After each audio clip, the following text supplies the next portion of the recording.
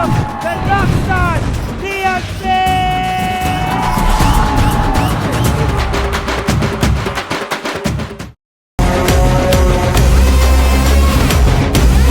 ஐயா பெரிய மனுஷரே, நல்ல நேரத்துல தான் வந்திருக்கீங்க.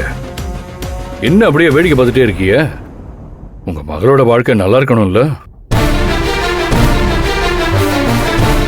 உங்க மக ஆஸ்பத்திரியில இருந்து வந்ததுக்கு அப்புறம் அண்ணா அவங்க கிட்ட எப்படி நடந்துக்கிட்டாங்கன்னு கேளுங்க. கேளுங்க. அண்ணங்கிட்ட குறை இருந்துச்சுதான், ஆனா இப்ப கொஞ்ச நாளா எல்லாமே தலைகீழ மாறிடுச்சு. அவங்க அண்ணி மேல எவ்வளவு உசிரியா வச்சிருக்கா தெரியுமா?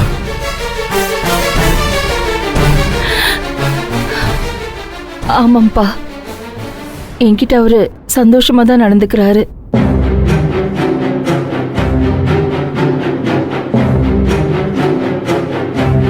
சாமிக்கு போடலான்னு வாங்கிட்டு வந்தேன் பூ. இந்தா உன் தலையில வச்சு.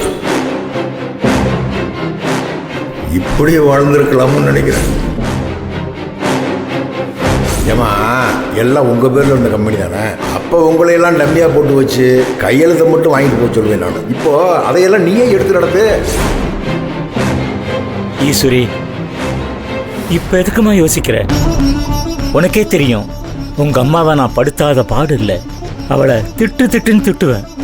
ஊரார் மேல இருக்கிற கோபத்தெல்லாம் உங்க அம்மா மேலதான் நான் காட்டுவேன். நீ ஏதாவது பண்ணா கூட உன்னை பேசுறது இல்லாம அவளையும் சேர்த்துதானமா பேசுவேன். வாழ்நாள் முழுக்க அதை கேட்டே அவ போய் சேர்ந்துட்டான். அவ போய் இப்ப நான் தனி மரமா நிக்கிறேம்மா. இப்பதான் எனக்கு அவ இழப்பு புரியுது. ஒரு உறவு இல்லாம இப்ப நான் தனியா நிக்கிறேன்ல. இன்னைக்குதான் எனக்கு தனிமையோட வலி புரியுதுமா.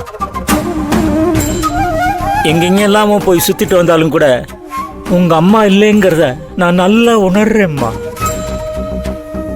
மனுஷங்களை மன்னிக்க கத்துக்கிட்டு வாழ்க்கையை நகர்த்துறது தாமா நல்ல விஷயம். இதுக்கு மேல நீங்க என்ன முடிவு பண்ணணுமோ பண்ணிக்கங்க.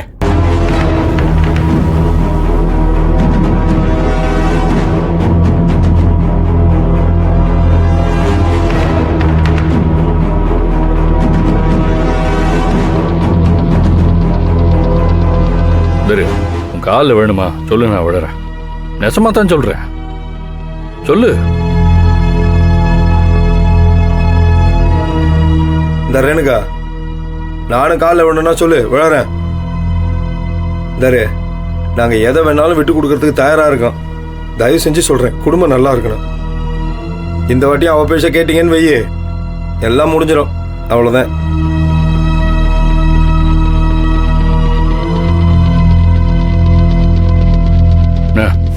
நீ இரு, உடனே எல்லாம் சொல்ல வேண்டாம். அவங்களும் யோசிக்கணும்ல.